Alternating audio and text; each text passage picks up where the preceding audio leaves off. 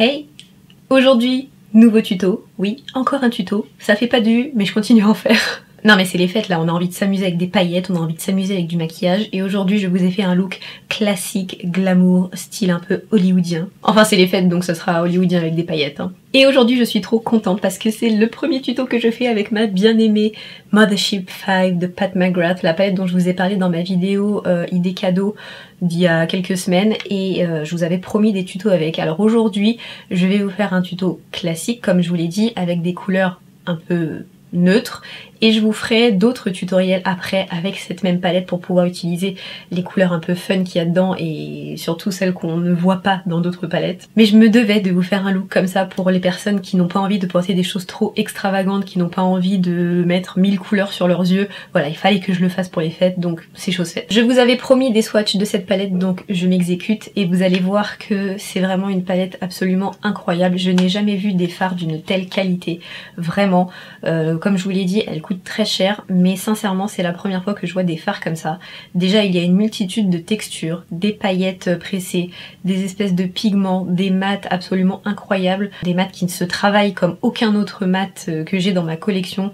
Enfin vraiment des couleurs exceptionnelles que je n'ai jamais vues dans d'autres palettes.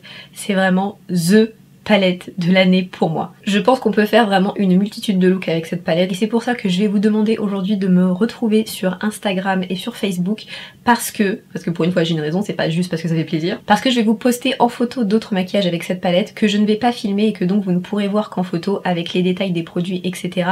Mais vous allez voir toutes les possibilités, enfin évidemment pas toutes mais plein de possibilités d'associations de fards etc. Je vais vraiment m'efforcer de faire plus de photos maquillage et de vous lister les produits en dessous de la photo pour que vous puissiez avoir une idée de ce que j'ai utilisé. Mais voilà, si vous voulez voir les autres fards en action, rejoignez-moi pour voir les photos. Ça sera probablement entrecoupé de photos de bouffe et de photos de mode, mais vous avez l'idée quoi. Un petit aparté rapide, je vais aussi vous demander, je vous le demande jamais, je vous demande toujours de mettre un pouce bleu si vous avez aimé la vidéo et de laisser un commentaire également à la fin, parce que avant c'est gentil mais regardez jusqu'à la fin. Mais je vais également vous demander, si le cœur vous en dit, de partager cette vidéo parce que c'est vrai que j'ai remarqué que les tutoriels ne faisaient pas beaucoup de vues. Alors c'est peut-être la période, je ne sais pas, mais en tout cas ça peine vraiment à faire des vues. Alors je vous arrête tout de suite, c'est pas oh mon dieu ça y est, les vues il n'y a plus que ça qui l'intéresse. Non non, parce que si c'était le cas je ferais plus de vidéos déjà.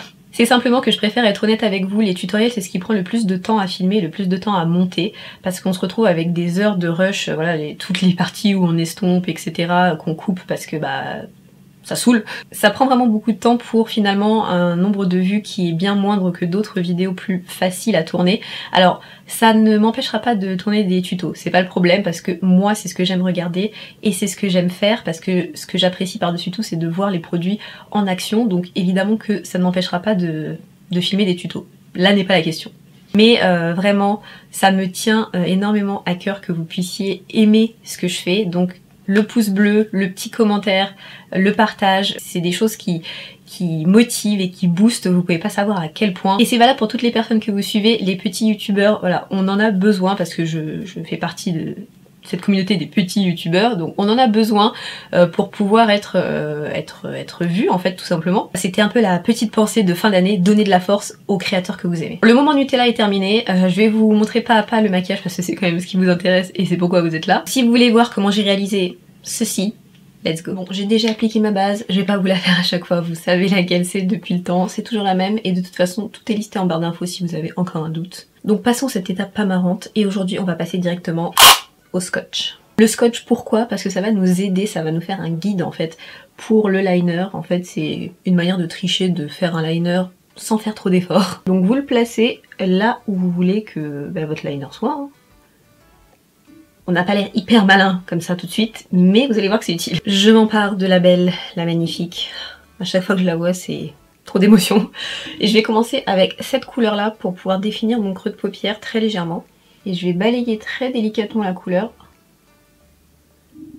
Alors ne mettez pas votre... si vous avez cette palette, ou si vous avez une palette Pat McGrath de manière générale, allez-y tout doucement. Mettez le pinceau une fois dans le fard, et après, petit à petit, vous en mettez un peu plus parce que c'est très pigmenté. Et au lieu de faire une forme ronde comme ça, je vais étirer vers l'extérieur en dépassant sur le scotch. Ça n'a aucune importance puisque justement le scotch est là pour bloquer la couleur.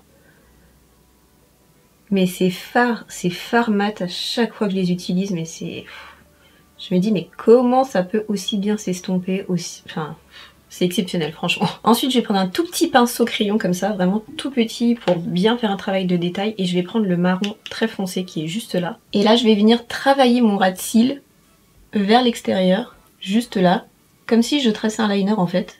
Et pareil, donc le scotch va nous permettre d'avoir un guide et de pas faire de trucs trop moches. J'y vais vraiment tout doucement en travaillant bien le ras de cils.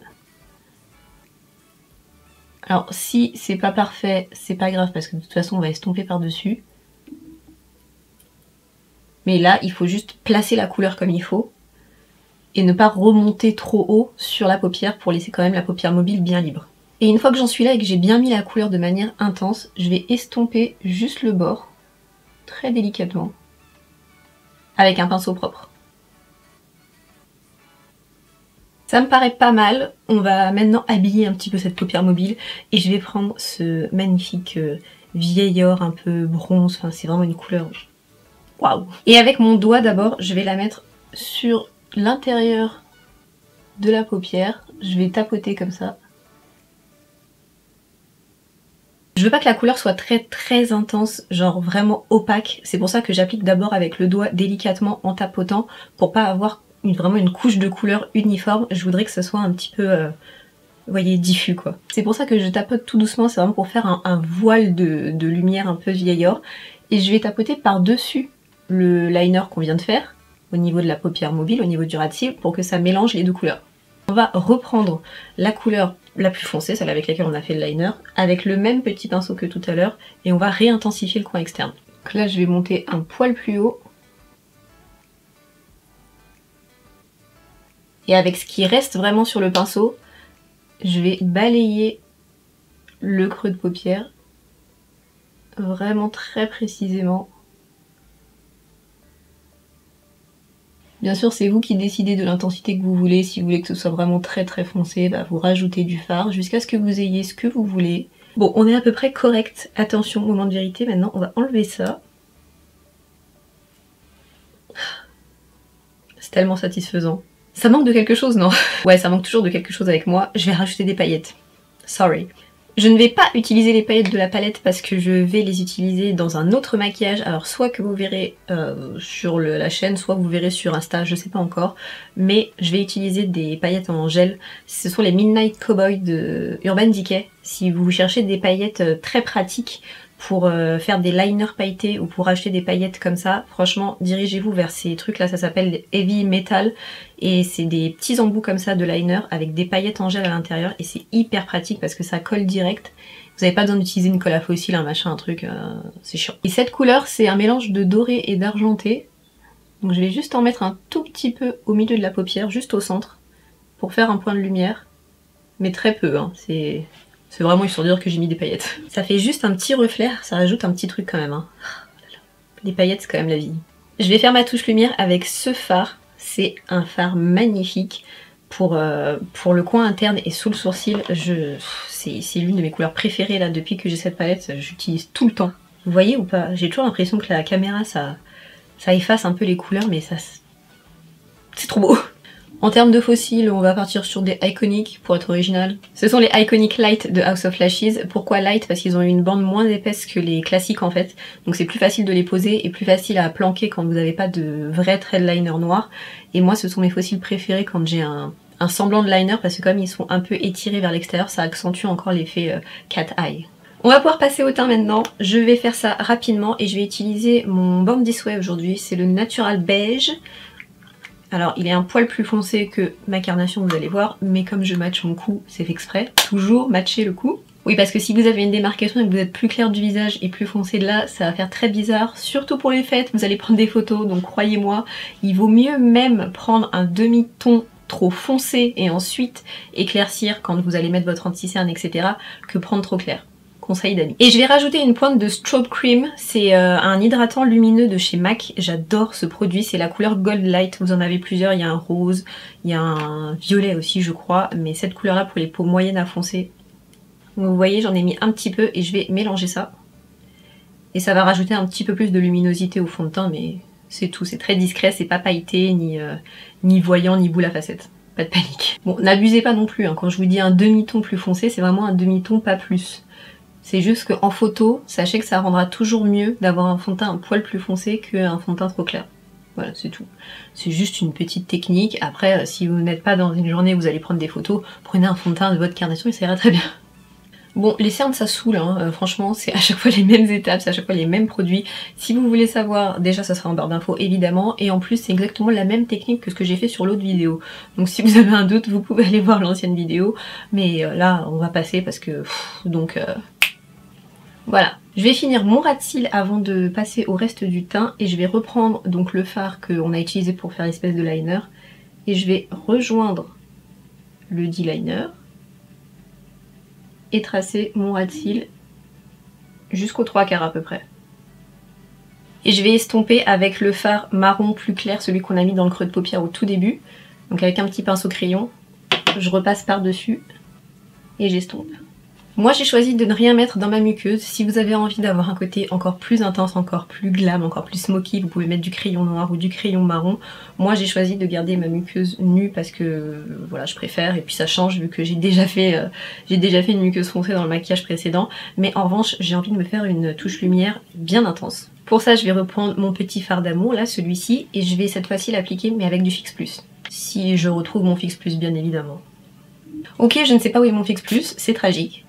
Non, en vrai, c'est pas grave, j'ai utilisé un spray facial, vous pouvez aussi utiliser de l'eau en bombe, là, n'importe quoi. Enfin, il faut juste que le pinceau soit humide, en fait, c'est tout. Et là, je vais y aller à fond sur la touche lumière.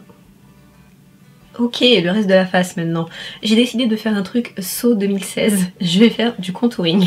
Ouais, le contouring, c'est un peu out of mode en ce moment, je sais. Mais il n'y a pas de règle dans le maquillage, vous faites ce que vous voulez. Et pour le coup, quand moi, je sais que je vais porter des lèvres foncées, j'aime bien avoir le visage structuré. Voilà, c'est moi. Je vais reprendre mon fidèle contour kit de Anastasia Beverly Hills. Vous vous souvenez de ça? Parce que ça, c'était vraiment la base quand c'est sorti. Je vais prendre cette couleur-là. Celle-ci est un poil trop grise pour faire le contouring du visage, et celle-ci est un poil trop chaude et c'est plus un bronzer. Donc je vais prendre celle-ci et je vais me faire un contouring à l'ancienne. Tout dépend évidemment de la forme de votre visage. Mais le but c'est d'accentuer les ombres et de s'affiner en quelque sorte le visage. Il faut pas que ce soit trop voyant parce que sinon c'est vraiment trop moche quoi. Là je vais forcer un petit peu parce que je filme et qu'il faut que ça se voit. Mais voilà, vous savez vous qu'il faut passer un temps adéquat à estomper parce que le contouring qui se voit comme ça là, c'est non. En vérité c'est un peu ce que je fais quand je mets du bronzer, hein. Dans toutes les autres vidéos vous aurez remarqué. C'est juste que là, vous voyez ici je le fais beaucoup plus bas. Alors qu'avec le bronzer je vais le faire sur une zone plus large. Là je me concentre vraiment dans le creux et sur le front à la racine des cheveux, parce que comme vous pouvez le voir j'ai un front de 3 km de large, des avions atterrissent dessus. Le fait de créer une ombre à la racine des cheveux, ça va donner une impression de front plus étroit. Et bon, comme j'ai une frange, si vous avez déjà le front étroit, bien évidemment vous ne faites pas cette étape parce que ça n'a pas d'intérêt, ça va vous faire un front encore plus petit et ça va pas du tout être joli. C'est quoi ce poil là?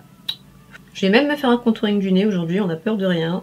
Mon nez, je le contourne pas complètement sur toute la longueur, je fais juste la pointe ici. Ah, et le pinceau que j'utilise toujours pour ça, c'est le Contour Shader, le 235 de chez Zoeva. Et un tout petit peu ici, en rejoignant le sourcil, ça donne une impression de nez plus étroit ici. Et ensuite, je rejoins les deux lignes en dessous du nez, pas sur la pointe, parce que là, c'est un endroit qui capte la lumière, vraiment là où il y a l'ombre, en dessous de la pointe. Et là, donc, c'est quand même bien moche, parce que c'est pas estompé, donc on estompe vers l'extérieur, vers les ailes en fait. Je vais utiliser Gold Deposit de MAC pour ajouter un peu de chaleur à mon visage. J'adore ce truc, ça fait un peu highlighter en même temps. Parce que oui, soyez préparés, je ne vais pas mettre d'highlighter je crois. Avec ça, je vais simplement balayer un petit peu les endroits où j'ai mis le contouring, mais un petit peu plus haut. Et je vais aller plus loin aussi sur les joues. Vous voyez cette lumière que ça apporte? Je pense que ça va largement suffire au niveau de l'highlight. Je pense que je vais même garder ça en blush et rien rajouter d'autre, vous voyez. J'aime beaucoup l'effet que ça fait là. Je trouve que ça fait un beau rappel avec les yeux, c'est un petit peu lumineux mais pas trop. C'est pas mal hein. Et j'ai oublié de mettre du mascara sur mes cils du bas et vous me dites rien là. Vous pouvez évidemment faire des lèvres nude avec ce look, ça ira très bien. N'importe quelle couleur de lèvres à vrai dire ira très bien avec ce look. Mais j'ai choisi de vous faire le classique rouge pour les fêtes parce qu'il en fallait un. Je vais d'abord tracer mon contour parce qu'on n'a pas trop le droit à l'erreur avec les lèvres rouges, avec Dark Soul, c'est un crayon à lèvres de chez NYX. J'ai pris délibérément un crayon plus foncé pour pouvoir faire un effet ombré. Alors franchement ces rouges à lèvres ils sont géniaux, maintenant il y en a d'autres qui sont sortis, d'autres teintes. Celui-là c'était le premier, l'original, et la formulation est incroyable, ça tient hyper bien, c'est pas desséchant. Franchement Rihanna elle a fait un truc de malade, enfin Rihanna. Son équipe a fait un truc de malade parce que ces rouges à lèvres sont vraiment excellents. Regardez la pigmentation en un passage quoi. Je me sers d'un tout petit pinceau pour estomper le rouge à lèvres dans le crayon et vice versa pour pas que ça fasse une grosse démarcation parce qu'on n'est pas aux années 90 quand même. Évidemment que j'allais pas pouvoir complètement m'en passer mais je vais juste illuminer le centre de mon visage, donc le bout du nez ici. C'est Champagne Pop de Becca. Comme vous pouvez voir j'en ai eu beaucoup trop. Un petit peu ici. Ah c'est mieux. Alors on est glam ou on n'est pas glam? Bien évidemment vous aurez compris que cette palette, je l'aime d'amour. Je réitère, si vous avez une make-up addict ou que vous-même vous êtes make-up addict, je peux vous dire que ça, c'est la valeur sûre si vous voulez vous faire un super cadeau. Ou faire un cadeau à quelqu'un d'autre du coup, puisque c'est la période. Je vous attends en commentaire pour me dire ce que vous avez pensé de ce look. Si vous avez envie que j'utilise des couleurs particulières en vidéo, parce que comme je vous l'ai dit sur Insta, je vais vous montrer d'autres combinaisons et d'autres looks avec cette palette, mais si vous avez envie que j'utilise une couleur en particulier, ou deux ou trois, dites-moi en commentaire. En attendant, je vous souhaite à tous de très bonnes fêtes si on se retrouve pas avant. Je pense qu'il y aura un autre tuto avant les fêtes, mais voilà. Je vous retrouve aussi sur les réseaux sociaux, en story et tout machin, si vous n'avez pas marre de voir ma gueule. Donc si vous ne vous connectez pas sur YouTube, d'ici là, je vous souhaite à tous de bonnes fêtes. Je vous souhaite un joyeux Noël pour ceux qui le fêtent, plein de bons moments en famille, plein de cadeaux, plein de make-up, plein de tout ce que vous voulez. Je vous fais des millions de bisous et je vous dis à très bientôt. Ciao!